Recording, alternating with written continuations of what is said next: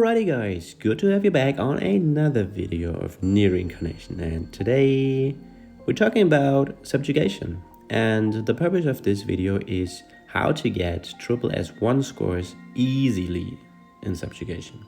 It is aimed at newer players or even casual veterans that haven't put that much thought into subjugation yet. And the reason why I'm doing this video now is that we have these special missions in the game as of right now. Achieve a score of rank of SSS1 in subjugation battle. And there is a total of 1000 medals, and yeah, we all want them because there's actually good stuff in the shop this month.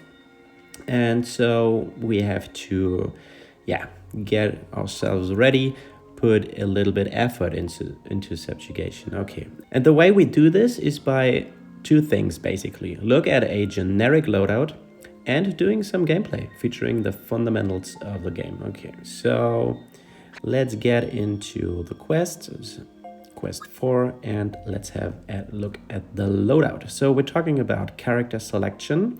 This means you build your waves 1, 2, and 3 in a way that you have either 3 DPS units versus 2 support and 1 DPS unit versus 1 support and 2 DPS units. And I'm talking about that a little bit further into detail once we go into the actual waves. Then what weapons to use as main hand and sub hand. A little bit talking about the benefits and disadvantages of having preferred versus non-preferred weapons. We look at the companions and the basic memoir selection. Specifically, we're talking about crit rate and crit damage. So the loadout itself is a wind team. You can see that by the affinity on the bottom there. Everyone on this team has a wind affinity main hand weapon. And I chose this affinity because wind is the most generic affinity in my opinion, with good selection of simple buffs, debuffs, and weapon abilities. Everything here applies to other elements as well, so you have to keep that in mind. The way everything you learn here in this video you can use in other affinities as well. So what is the framework of my loadout here? I use only 2 and 3 star characters. I use 3 DPS units in wave 1 and 2 support units and 1 DPS unit in wave 2 and wave 3. My attackers, they have high attack, some sort of damage enhancing abilities. Griff in wave 1, so the DPS unit is always in the middle here to keep it simple. The Griff in wave 1 is built on crit damage.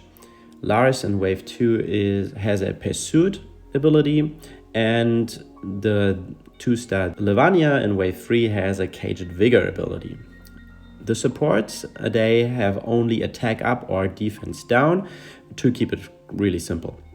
And I'm using only 3-star weapons except for EX weapons. And the reason why I use EX weapons is obviously because they deal the most amount of damage, and you need pretty good damage in order to get good scores in subjugation, and they are for free. Okay, everyone can have them at some point, so you can build these waves when you have these weapons, of course, but even stage 8 is fine, to be honest. And I'm only using basic debris and memoirs, so let's jump straight in. So first thing is here Noelle, 3-star Noelle. She has of course I use the subjugation weapons as well because they are free, okay? And this is the only one here. Noelle has the subjugation gun. It is a pretty good support weapon because it has the Tempest support on skill 1, the increasing the wind damage by 30% for 30 seconds, so it buffs the whole party. She herself could be used as a DPS unit, but her character attack here is pretty lowish, and she doesn't have good abilities as well. She has a little bit of Vigor, but Vigor alone is not that great for a DPS unit. Her character skill is a 4-hit 90% damage and inflicts poison. It's nothing really special here, okay? It's just a 4-hit basically. Her sub-weapons though, I can recommend you to look for sub-weapons that have the following abilities. Everything that has boon is already a pretty great sub weapon, because Boon enhances your affinity specific damage. In this case it's Tempest Boon, increased wind damage by 24%, so Noelle deals small damage. And then the second weapon here is Beast Curse. This is from the collaboration from NieR Replicant, and this works on the World Ender, and it has a pursuit ability, so your damage gets increased when you deal 3 or more hits in an attack. So this is auto attack or weapon skill or character skill. The companion here is the Spirit Fluss, I guess it's called, and it increases your attack by 30% for 60 seconds, and it has a whirlwind support, so your allies' wind damage gets increased by 14%. The companions are pretty important, and I recommend you choosing at least 2 attacking companions. The debris here is a simple 3% attack up, and as you can see, the memoirs, they are only crit rate main stat memoirs. So here you can see 20%, the next thing is also 20%, and the next thing is also 20%, with the substats adding up to 100% crit damage and 200% crit rate. And this is, so to say, the base minimum you want to have on your units. They can go a little bit higher if you put a lot of effort into farming memoirs.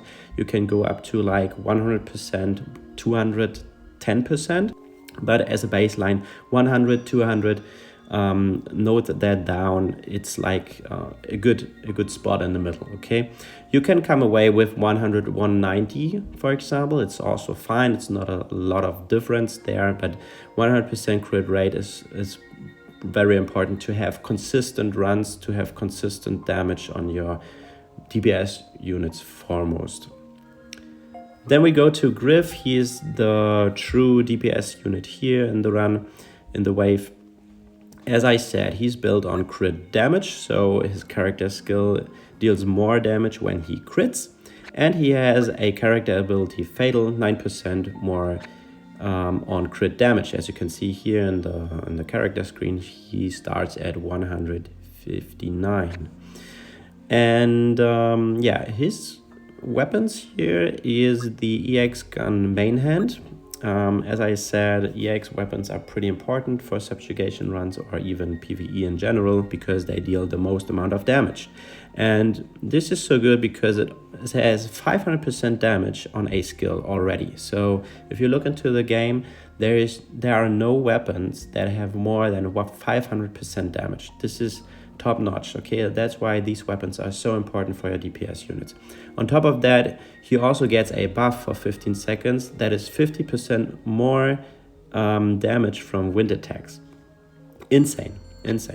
The second skill is a bit confusing from time to time, because it's 70% times 5 and damage increased based on combo and increases your agility. This is whatever, but this increased damage based on combo doesn't work in knockdown. That's why this weapon is not that good compared to other EX weapons, but it's pretty good, and there is not much weapon selection available when it comes to DPS main hand weapons for wind, so this gun is good enough basically.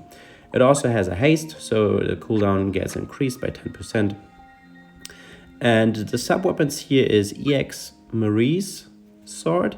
This is one of the 3 weapons I recommend you getting first when you start a new account, because it has a 20% ambush. And if you have 20% ambush on a character plus the basic 10%, you're already starting at 30% crit rate, and you only have to get 70% more crit rate from either character abilities, weapon passives, as we saw here, or from your memoirs. Okay, so the way you can build a unit that starts at 30% crit rate is that you use 2 crit rate main stats here. So this is the first one and this is the second one, and then the third piece you can use from a set of the crit rate pieces to get half a bonus, okay? So I choose here the Wanted Man, the crit hit damage up by 25% if you have a small set,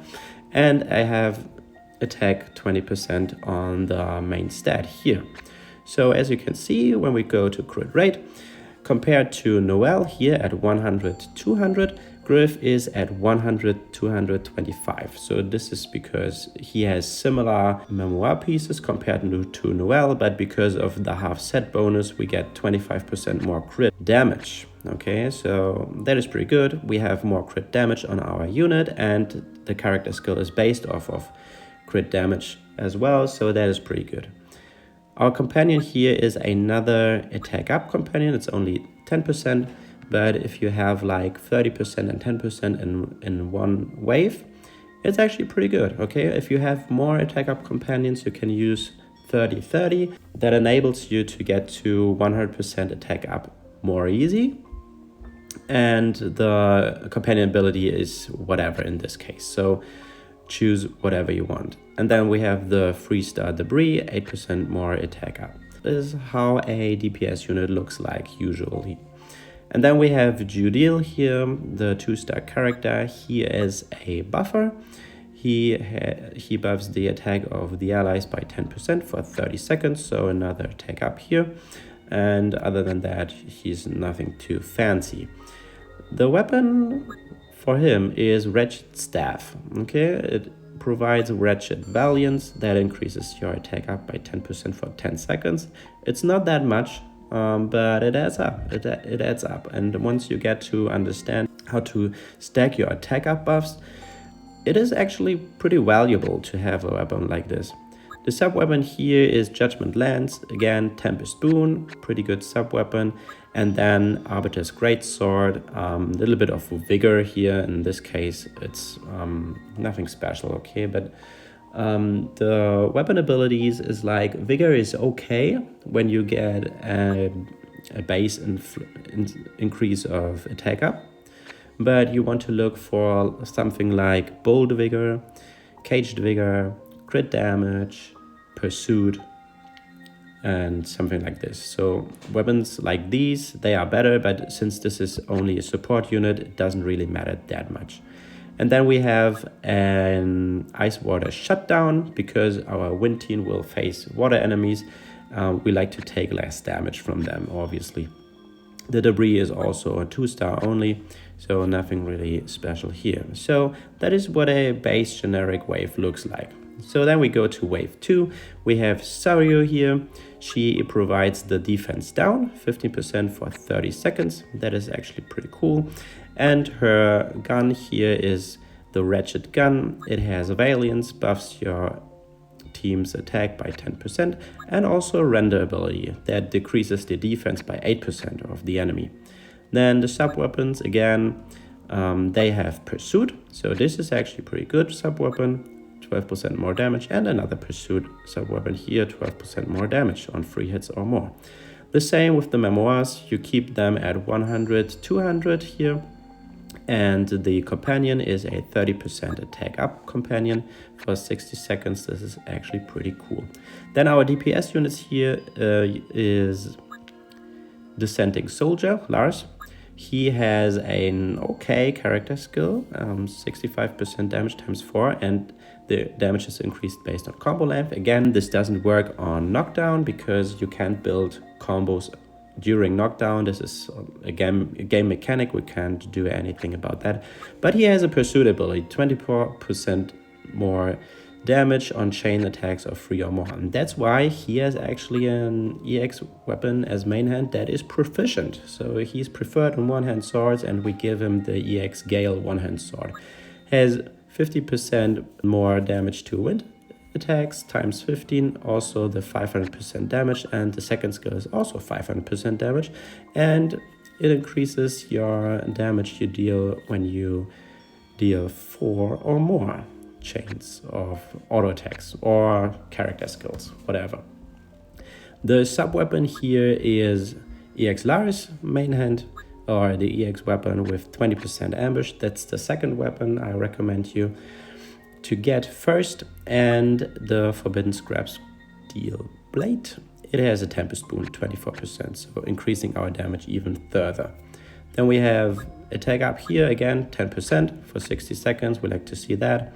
And because of the EX weapon here, we can use again half a set bonus. I choose crit rate again, so we add 100, 225. And the debris is 8%. And then we have Priyet as another support unit, 10% attack up for 30 seconds for the whole team. And she has a very good staff. You can even use the staff if you have a well-developed account, because it's actually pretty good. It has a 10% attack up for 10 seconds for the whole team. And then an NieR Re buff. And an NieR Re buff is like a pursuit buff for the whole party. So your teammates deal 10% more damage for 30 seconds on chains of 2 hits or more. And this comes into play when we have Lars here. So as you saw, okay, we get the NieR Re buff, more damage on hits. We have this pursuit buff here for Lars. And we also have the pursuit buff on the weapon. So if our Lars deals a high number of hits with every auto attack, he deals actually insane amount of damage. And this is why your supporters, they are strictly there to support your DPS unit. And you will see that in the fight that Lars actually deals way more damage than the support units. On the sub-weapons, I have this time a fire weapon. It doesn't really matter if your sub-weapons are the same element as your main hand weapons, but usually they are preferred because they have the boon ability. Only the same affinity of the weapons have the same boon. Okay, so only wind weapons can give Tempest boon, increase your damage from wind attacks. Okay, so you know what I mean here. But if you don't have a good sub weapon available, you can always use something like Vigor here, and a preferred weapon gives more stats to your character anyway. So, and for support, it's all that matters in the end. And then we have the Dragoon Lance. Also, again, a little bit of attack, doesn't really hurt. The Memoirs here, again, they add up to 100, 200%. And then we have a pretty good companion with defense down, but we're not really using that up until after knockdown in case we need it. But important here is the Whirlwind support, because we will deal more damage because it supports wind damage. Okay. Anyway, on to wave 3, the big AoE wave. We have the 3-star Gayle here. She provides defense down, 30% for 30 seconds. Her gun here, it increases the attack by 10% and decreases the defense by the enemy by 8%. Adds a little bit of vigor. More attack is always pretty nice. And then the sub-weapons are Abnegation, another pursuit weapon that increases the damage by 12%. And this Vigor weapon, Beastbane here, adds 8% more attack stat only. Crit rate, crit damage, again 100, 200%. The first companion is the 30% attack up for 60 seconds. 2-star debris, nothing special. So now we have Levania. And this 2-star Levania here is a caged vigor unit, because you can see that by the character ability here. He deals 12% more damage when HP is below 60%. And his character skill is also based on the HP value he has when you use the character skill. So 80% damage times 4, and the damage is increased by 40% when HP is below 50%. So we want to be under 50% to benefit from the caged vigor ability and the higher damage percentage from the character skill. And the way we do this is the following. So first things first, a preferred weapon here with the fists. As main hand, it is actually very good, 500% damage, and the wind damage is increased by 50% for 50 seconds. And the second weapon skill is actually the same as EX Gayle's one-hand sword. It's also 500% damage, and your damage gets increased when you deal 3 or more chains by 50% for 15 seconds. And the sub-weapon here is the EX Fierce Fist. This is the third weapon I recommend you getting first to at least level 8, so you unlock the second weapon ability to the fullest potential at 20% crit rate. And then we have a 3-star fist here. It has 24% Tempest Boon, actually pretty good. So then the second companion here is also attack up, as we saw with the other waves, 10% for 60 seconds. The 3-star debris, 8% more attack. So, and then we go to Memoirs, and this is a little bit advanced here. We don't have the crit damage Memoirs here, but the Berserker set. It is called Berserker because you get more attack when you use a small or a large set, but also your defense gets decreased by 20% or 30% for 60 seconds. So because we're using a small set here, we have more attack but lower defense. And this is actually pretty good because we want lower defense, because as we saw, he's a caged Vigor unit. So we want to get damaged quite a lot compared to other units we have in the wave here to benefit from the higher damage multipliers there. We can use this set because we have 20% more crit rate from the EX weapon and another 20% main stat memoir here to get to our 100-200%. Okay, so and then the 9th unit in this team is the 3-star Dimos we got from the event recently.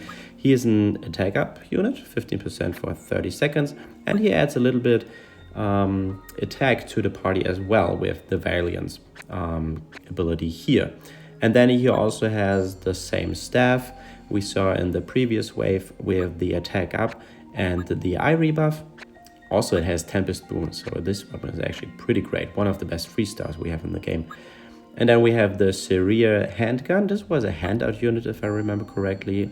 Also more damage when he's in caged Vigor range. Not so important for him because he is a support unit. He doesn't deal that much damage anyway, but every bit of damage you can add to your units really adds up in the end because all the damage counts towards your score. And then we have this weapon here, a little bit of Vigor. I didn't find a lot of good wind guns, except for the Subjugation one that can be used as sub weapon, but again, it doesn't really matter. We are at 100-200% here, just for the sake of simplicity. Then we have the Whirlwind support here, very important. We want to deal more damage with our wind units here, and yeah, a 2-star HP debris. And as I said, the memoir pieces, they add to 100-200%. And then you have a pretty basic loadout, I want to say, at 580,000 force. Okay, so this is actually pretty great. To give you a brief summary, we toggle through the display here once more. First things first, choose your characters based on their strengths and go with either 3 DPS units for wave 1 and 1 DPS 2 support for wave 2 and 3. And this is basically the case here. Then EX main hand weapons as for the DPS units because they deal the most amount of damage, and support for the support characters. One quick note about the companions is, of course, you want to have a support ability on every wave to maximize your damage. Usually you want to have a shutdown companion as well, especially if your units are not that strong yet and they lack quite a lot of HP from Mythic Slap, for example. But if you can get away without a shutdown, it's even better. And here on wave 3, we actually want to get more damage because of the caged Vigor ability of Levania. And the last thing about companion is that whenever you have dragon companions, for example, use them on your DPS units, because when we go into the selection here, you can see, okay, the spirits, they have only 700 attack, roundabout. The books have 900 and the bears have around 1000, but the dragons actually have a lot of attack, 1200 plus. And if you add them to your DPS units, they actually have a little bit more attack, okay? And every little bit counts in the end. Sub-weapons for our DPS units, as we saw, are the crit rate EX weapons. as well as damage enhancing sub-weapons with Tempest Boon. And the sub-weapons on the support units, they actually don't really matter that much, but they add up a little bit more damage as well. And the more damage you deal, the easier it is to fill the knockdown meter from the moves, and the easier it is to enter knockdown in time, actually. And the last thing here is the memoir selection. Choose primarily crit rate memoir pieces to get to 100% crit rate, 200% crit damage, and whenever you have more than 10% base crit rate from your character, either through other character abilities, sub-weapons, you can use half a set bonus, which is 2 times the crit damage up, and 1 time the Berserker set to get more damage from the enemy. Of course, you don't have to use 2-star and 3-star characters. You can swap in your 4-star main DPS units like Celeb Yuri, Celeb Marie, even Joker is pretty good. The new Uletide Griff is very good, okay? And we also have better supports than these units you see right here. We have 30% attacker, we have 50% defense down, we have more RE buffs in the game, okay? As I said, this is just a simple variation of a loadout that gives you like a basic understanding of team building, what weapons to choose, what companions to choose, and you can use this sort of setup and use your own characters, your own weapons, apply all the knowledge you gained from this video here about team building, and then you go out to Subjugation and get your own scores. I'm just encouraging you to really put some effort into team building. I give you these resources to your own disposal and use whatever you want with that. And if you have more tips and tricks about building teams, leave it down in the comments below, because everyone that reads this is probably a newer player, wants to know something about the game, and every bit of information can help here. Of course, I haven't covered all the things you can use in order to get higher SSS scores, but again, this video is aimed at lower accounts, or even at established accounts where players just didn't have the time or didn't find a good resource to use to build proper teams. For the sake of humanity, I will end the video right here. We talked about the loadout, so that was part 1, and part 2, which will come in a couple of days, will be about the gameplay, where we jump into the actual run, we get the easy SSS1 score, and then after this you can claim your 1000 Mama medals and hopefully Zenith Brilliance pieces. I mean, SSS1 is the baseline for dark and light affinity, so if you have that out of the way, you can skip easily the rest of the season and don't lose out on any more Zenith Brilliance pieces anymore. If you have learned anything from the video, please leave a like and subscribe to the channel for more guides like this in the future. And yeah, stay tuned for part 2. But other than that, stay safe. I wish you a nice rest of your day, and I'll catch you in the next one. Peace.